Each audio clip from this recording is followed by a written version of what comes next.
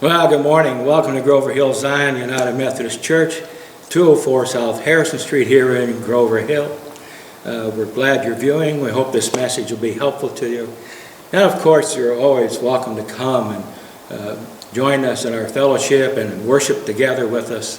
You'll be glad you did that as well, just to get to know other folks.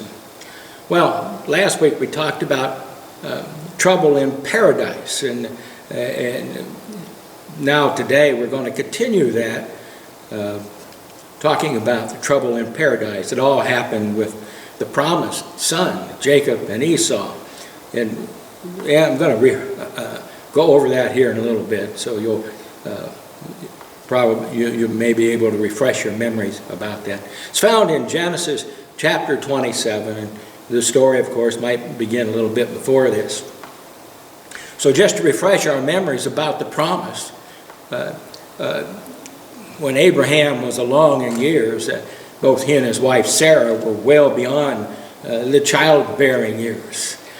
God made Abraham a promise that his descendants would be as numerous as the stars in the skies, or as numerous as the sands on the seashores, that there would just be too many of them to count. It would be impossible to count. The problem was, though, that at this point in time, both of them were beyond childbearing years, and they didn't have any children.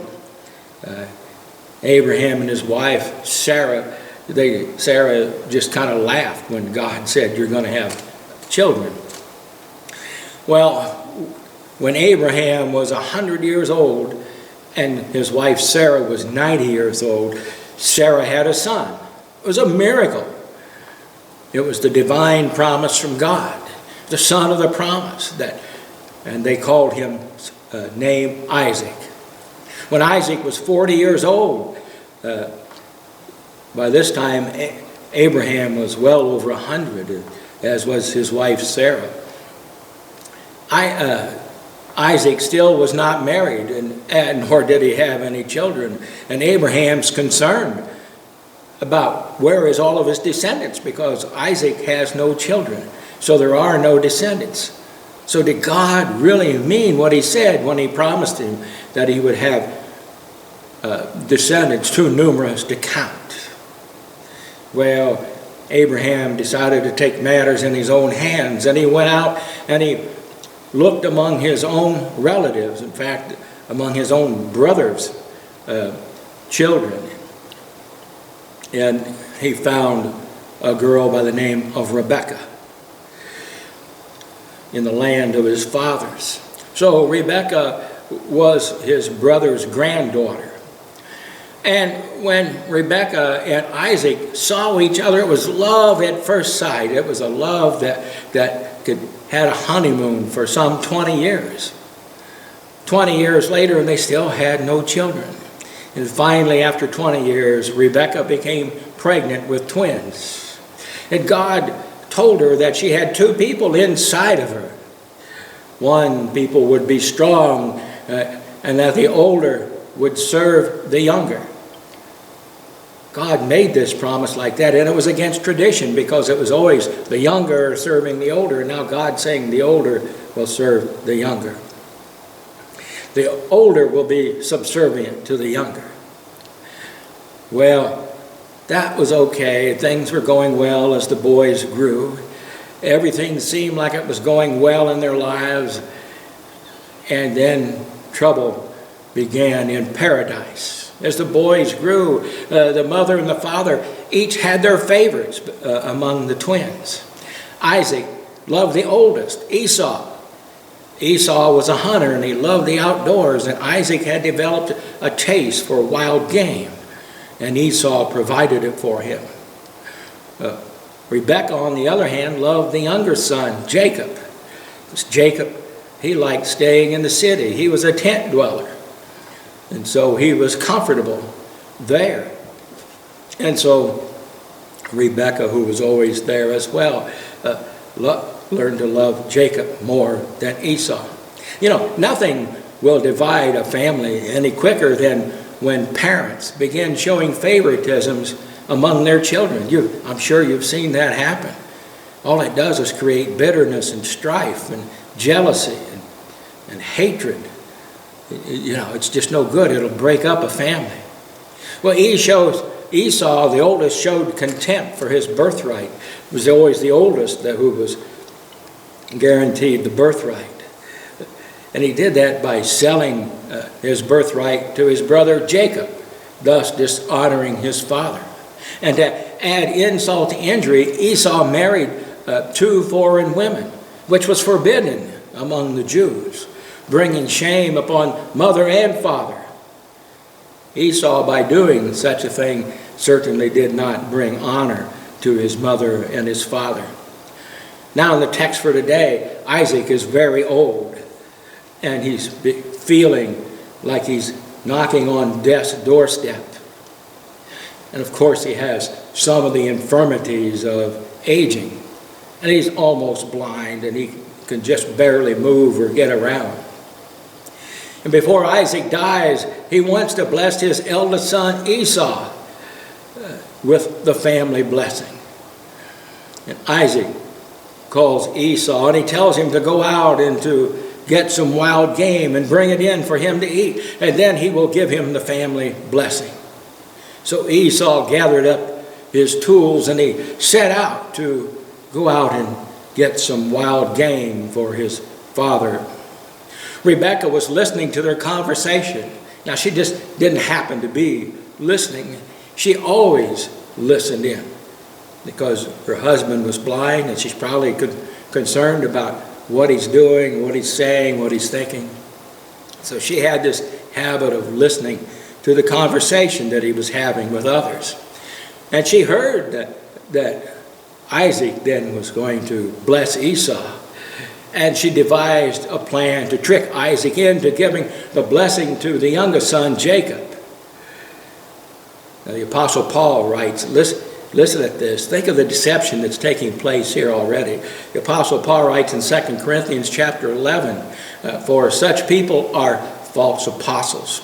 They're deceitful workers masquerading as apostles of Christ. And no wonder, for Satan himself masquerades as an angel of light.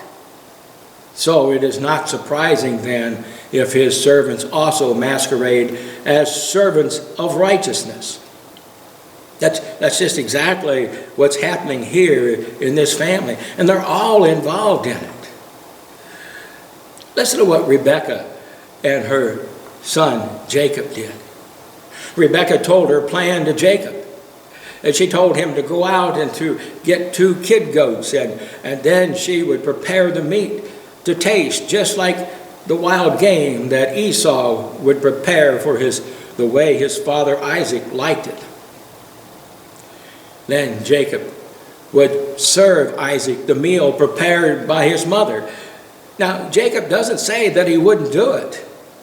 He's only afraid of being discovered trying to trick his father Isaac, and that Isaac would curse him instead of blessing him. Jacob doesn't mind doing wrong. He was just afraid of getting caught. No wonder, though, his name means deceiver. Think about that. Think of how much more wrong would be done by people today. The only thing that stops them is they're afraid of getting caught. Rebekah said, don't worry about that. I'll take the blame. Jacob said that he was not hairy like his brother Esau. He was smooth-skinned. So Sarah had him bring in the goat skins to her. And she placed them on the backs of his hands and on the back of his neck to cover over the smooth skin. And she gave him some of Esau's clothes to wear so that he would smell like Esau when he went before his father Isaac. Jacob took the meal to Isaac, and Isaac, though, he suspected that something was different. Something seemed amiss. He could not see, though, so he asked Jacob who he was, and Jacob said that he was Esau. Now, Isaac, still not convinced, though, so he had Jacob come and give him a kiss. Think of that. deceiving his father with a kiss. You remember, Jesus was betrayed with a kiss from Judas. Jacob kissed his father, and Isaac smelled the clothes of Esau, and so then he accepted Jacob as Esau. Thus began an even more harsher feud between the brothers, a terrible feud between the brothers. You think about that. In our country today, we have great trouble between our brothers and sisters, our fellow American citizens, don't we? We sure do. And a lot of it stems right from watching the news media, the ones who are supposed to tell us what's happening in our country, the ones who are supposed to keep their eyes on the government for us. And yet, they lie to us. The ones we're supposed to trust, the days of Walter Cronkite, who was supposed to be most honest news broadcaster, those are long gone. You can't believe anything those people tell you. Anything. And it's terrible. And that's the way it is here. You know, once a person lies, you can't believe anything else they say. Because if they're not against lying the first time, they're not opposed to doing it the second time. That's what's happening here with Jacob and Rebekah and all the deceit that's going on. Well, Isaac then gave Jacob his blessing. You know, until people are held accountable, as the Lord instructed in Joshua chapter 7, these terrible acts are going to continue to go on. They've went on almost since the beginning. They'll continue to go on. Well, Jacob, in giving Isaac the blessing, said these words: "May God give you heaven's dew and earth's richness, an abundance of grain and new wine. May nations serve you and peoples bow down to you. Be Lord over your brothers, and may the sons of your mother bow down to you. May those who curse you be cursed, and those who bless you be blessed." The blessing was for Jacob, the youngest, to rule over Esau, the oldest, just as the divine messenger foretold for Jacob to prosper in all he did and to have riches untold. After he was blessed by Jacob, Jacob left Isaac. And no sooner had God left, Esau returned with the game that he went out to find. And when Isaac was confused and he asked who he was, and he said, "I'm your oldest son, I'm Esau," Isaac began to tremble, realizing that a terrible, terrible wrong had been done. He had been tricked. After selling his birthright to his brother, the only thing Esau had left was the family blessing from his father Isaac. And now his brother Jacob, with the help of his mother, had stolen even that. And Esau began to cry bitterly and said, "Bless me too, Father."